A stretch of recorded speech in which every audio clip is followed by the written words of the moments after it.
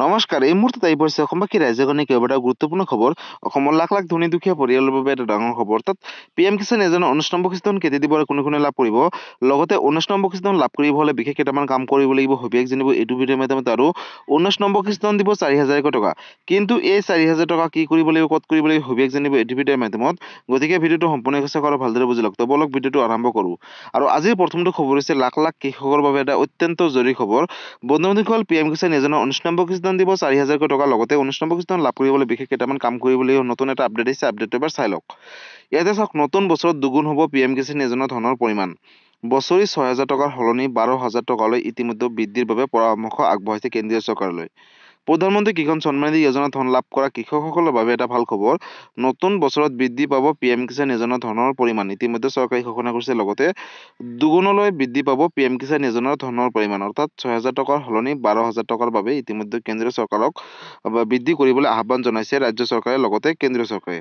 কৃষি মন্ত্ৰালয়ৰ সংসদীয় কমিটিয়ে চৰকাৰক আগবঢ়াইছে এই পৰামৰ্শ। আৰু এই পৰামৰ্শৰ ভিত্তিত কেন্দ্ৰীয় চৰকাৰে গ্ৰহণ কৰিব নতুনকৈ সিদ্ধান্ত। আৰু তেওঁলোকে সিদ্ধান্তৰ পিছতে লাভ কৰিব 12,000 টকা।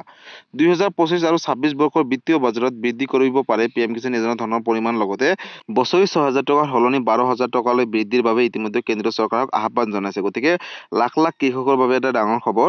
ইতিমধ্যে কেন্দ্ৰীয় চৰকাৰক আহ্বান জনাইছে যে বছৰি 6,000 টকাৰ সলনি 12,000 টকাৰ বাবে বৃদ্ধিৰ বাবে পৰামৰ্শ আগবঢ়াইছে। লগতে এটা ইনষ্টলমেণ্টত লাভ কৰিব 4,000 টকা। এতিয়ালৈকে ফাইনেল হোৱা নাই বা কেন্দ্ৰীয় চৰকাৰে ঘোষণা কৰা নাই দিব বুলি। কিন্তু আহিবলগীয়া সময়ত যেতিয়াই দিয়ে লগালগ মই ভিডিঅ' এটা বনাই আপলোড কৰিম, আপোনালোকে সেই ভিডিঅ'সমূহ চাই ল'ব। আৰু PM কিষাণ যোজনা 19 নম্বৰ কিস্তিখন লাভ কৰিবলৈ বিশেষ কেইটামান কাম কৰিব লাগিব। নতুন এটা আপডেট আহিছে, চাই লওক।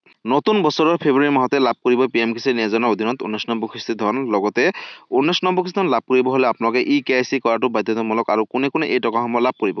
PM কিষাণ যোজনাৰ সন্মান নিধিক লৈ আহি গ'ল এটা ডাঙৰ খবৰ। অৰ্থাৎ লাখ লাখ কৃষকৰ, দেশৰ কোটি কোটি কৃষকৰ বাবে এটা ডাঙৰ খবৰ। কেতিয়া আপোনাৰ একাউণ্টত সোমাব চৰকাৰী 19 নম্বৰ কিস্তি ধন, অৰ্থাৎ PM কিষাণ যোজনাৰ। নতুন বছৰৰ ফেব্ৰুৱাৰী মাহত লাভ কৰিব PM কিষাণ যোজনাৰ অধীনত 19 নম্বৰ কিস্তি ধন। লগতে ইয়াৰ বাবে আপুনি কৰিব লাগিব এটা বিশেষ কাম। অৰ্থাৎ কি কাম? KYC কেনেকৈ কৰিব, ক'ত কৰিব, আগলৈ চাওক। লগতে বছৰত 3বাৰকৈ দিয়া হয় এই ধন। আৰু এই কথা ইতিমধ্যে চৰকাৰে ঘোষণা কৰিছে। লগতে ধন লাভৰ বাবে কৃষকসকলে KYC কৰাটো বাধ্যতামূলক এতিয়াৰে পৰা। লগতে হিতাধিকাৰী বেংক একাউণ্টত পোনপটীয়াকৈ সোমাব এই ধন DBDৰ মাধ্যমত। গতিকে আপোনালোকে KYC কৰাটো বাধ্যতামূলক এতিয়াৰে পৰা।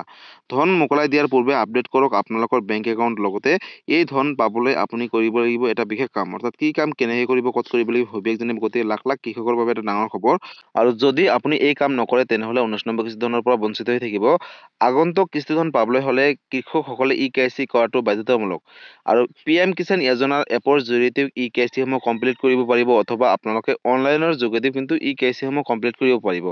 অথবা আপোনালোকে CSC চেণ্টাৰত গৈ কিন্তু KYC কামসমূহ কৰিব পাৰিব। যদি মোবাইলত কিবা অসুবিধা হয় তেনেহ'লে ওচৰ চুবুৰীয়া CSC চেণ্টাৰত গৈ আপোনালোকে KYC সম্পূৰ্ণ কৰক। আৰু KYC সম্পূৰ্ণ কৰিবলৈ ইতিমধ্যে আহ্বান জনাইছে কেন্দ্ৰীয় চৰকাৰে। গতিকে লাখ লাখ কৃষকৰ বাবে এটা ডাঙৰ খবৰ।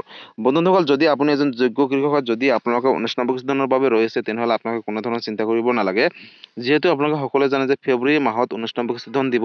আৰু এতিয়ালৈকে অফিচিয়েলভাৱে ডেটটো ঘোষণা কৰা নাই, যাৰ বাবে আপোনালোকৰ মাজত মই অৱগত কৰিব নোৱাৰিছোঁ। কিন্তু আহিবলৈ সময়ত কিন্তু চৰকাৰে ডেটটো ঘোষণা কৰিব। আৰু যেতিয়া ডেটটো ঘোষণা কৰে লগালগ মই এটা ভিডিঅ' বনাই আপোনালোকৰ মাজত শ্বেয়াৰ কৰিম। তাৰ বাবে আপোনালোকে এই চেনেলটোৰ লগত জড়িত হৈ থাকিব আৰু সবিশেষ আপডেটসমূহ পাই থাকিব PM কিষাণ যোজনাক লৈ। আৰু বন্ধুসকল, যদি আপোনালোকে PM কিষাণ যোজনা 19 নম্বৰ কিস্তি ধন লাভ কৰিম বুলি ভাবিছে তেনেহ'লে আপোনালোকে এই বিশেষ 4টা কাম কৰিব। লগতে বেংকৰ লগত আধাৰ কাৰ্ডটো লিংক ৰাখিব। কাৰণ এই টকাটো DBDৰ মাধ্যমত কেন্দ্ৰীয় চৰকাৰে পোনপটীয়াকৈ হিতাধিকাৰীসকলৰ একাউণ্টত প্ৰেৰণ কৰে।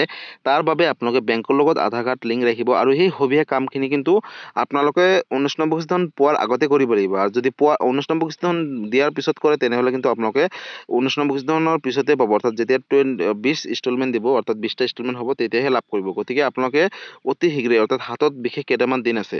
আৰু এই দিনকেইটাৰ ভিতৰত যদি আপোনালোকে KYC সমূহ লগতে বেংকৰ লগত আধাৰ কাৰ্ড লিংক ৰাখে, এই সবিশেষ কামখিনি কৰি লৈ মাটি জমাবন্দীটো আপডেট দিয়ে, তেনেহ'লে কিন্তু লাভ কৰিব 19 নম্বৰ কিস্তি ধন। আৰু এই কথা ইতিমধ্যে কেন্দ্ৰীয় চৰকাৰে সকলো কৃষকৰ মাজলৈ আহ্বান জনাইছে। যিসকল যোগ্য কৃষক আছে তেওঁলোকে কিন্তু 19 নম্বৰ কিস্তি ধন পোৱাৰ আগতে এই বিশেষ কামখিনি কৰিলে তেনেহ'লে লাভ কৰিব 4,000 টকা। আৰু 4,000 টকা লাভ কৰিব হ'লে আপোনালোকে এইখিনি কাম কৰক অতি শীঘ্ৰে আৰু এই টকাসমূহ লাভ কৰক।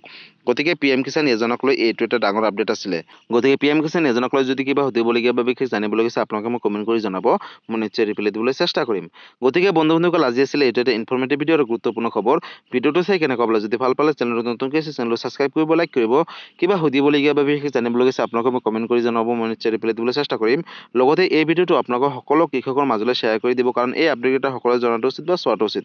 আৰু যদি এই ভিডিঅ'টো আপোনালোকে ফেচবুক পেজৰ পৰা চাই আছে তেনেহ'লে ফেচবুক পেজটো ফ'ল' কৰিবলৈ নাপাহৰিব আৰু ফেচবুক পেজৰ পৰা সকলো মাজলৈ শ্বেয়াৰ কৰি দিব, কাৰণ এই আপডেটকেইটা সকলো জনাটো উচিত বা চোৱাটো উচিত। ধন্যবাদ। জয় আই অসম।